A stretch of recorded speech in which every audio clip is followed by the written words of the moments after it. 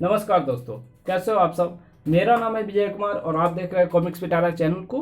दोस्तों, अगर आप इस चैनल पे नए हो या अभी तक हमारे चैनल को सब्सक्राइब नहीं किया है तो प्लीज़ चैनल को सब्सक्राइब कर दें और साथ में लगे बेल आइकन को जरूर प्रेस कर देना, ताकि मैं जब भी इस चैनल पर नई वीडियो अपलोड करूंगा उसकी नोटिफिकेशन आपको सबसे पहले मिलेगी और आप मेरे वीडियो को सबसे पहले देख पाएंगे। तो चलिए, कोबी और भेड़िया की शानदार कॉमिक्स को शुरू करते हैं, जिसका नाम है जंगल मेरी मुट्ठी में। आप देख सकते हैं इसका कवर पृष्ठ कुछ इस तरह का है। देख सकते हैं इसका कवर पृष्ठ कुछ इस तरह का है। जंगल के जल्लाद भेड़िया और कोबी का रोमांचक कॉमिक विशेषांक जंगल मेरी मुट्ठी में। जंगल में ऐसा कभी नहीं होता कि दुम दबाकर भागने वाले गीदड़ मिलकर जंगल के राजा शेर को घेर ले। ओ ग्रर, और शेर उनका कुछ भी ना बिगाड़ पाए। मगर जंगल में जिसका कोई नहीं उसका भेड़िया है। तुम्हें सबक सिखाने के लिए इन कटीली झाड़ियों का वार काफी है। थड़, तुम गीदड़ों के हौसले इतने बुलंद कैसे हो गए।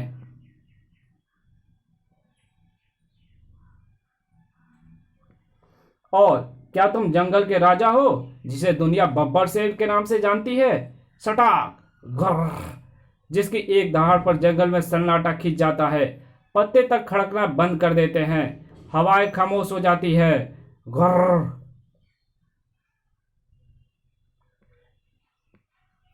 ओह ओह, राजाओं वाला आक्रोश कायम है। दहाड़ में खुखारता का प्रतिशत जरा भी कम नहीं है। सतयुग को फाड़ डालने का जिगरा और आक्रामकता जिस्म के चप्पे चप्पे पर महसूस हो रही है। लेकिन तुम्हारी व्यवस्था इन पंजों के रूप में मैं साफ साफ देख पा रहा हूं। शिकार की धजिया उड़ा देने वाले तुम्हारे स्टील के समान मजबूत एवं पहने नाखून गायब हैं। घर,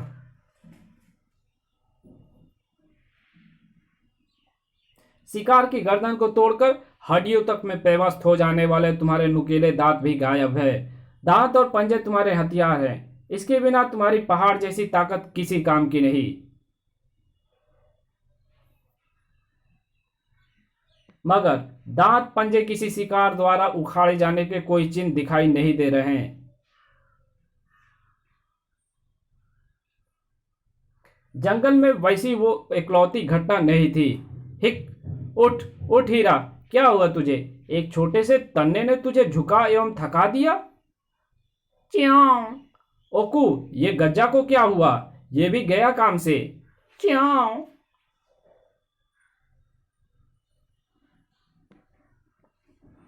गज्जक के लंबे सुंदर दांत कहाँ गए, जिनसे वो बड़े बड़े विशाल तन्ने को धकेल देता था या उठाकर सूंड पर रख देता था। च्याऊ, भेड़िया, ये हल्के तन्ने भी नहीं उठा पा रहे हैं।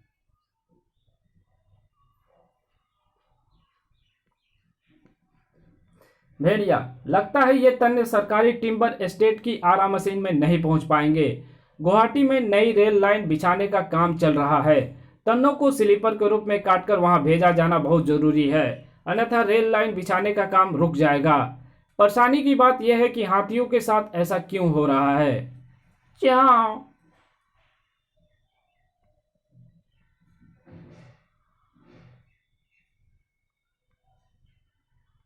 क्या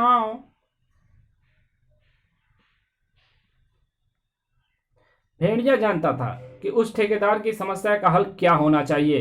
पहिए के आविष्कार ने हमारी बहुत सी मुश्किलों को आसान कर दिया है। हाथी भले ही भारी भरकम तनों को नहीं उठा पा रहे हैं, मगर वो इसे पहियों की मदद से खींच अवश्य पाएंगे।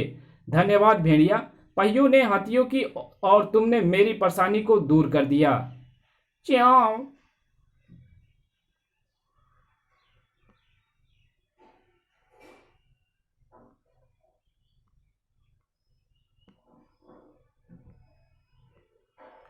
शिकार कर पाने में और अपनी प्राण रक्षा कर पाने में भी अक्षम कमजोर शेर, ताकत में श्रेष्ठ माने जाने वाले शक्तिहीन हाथी। ये केवल संयोग है या फिर कोई गड़बड़, या फिर किसी खतरे की पूर्व सूचना।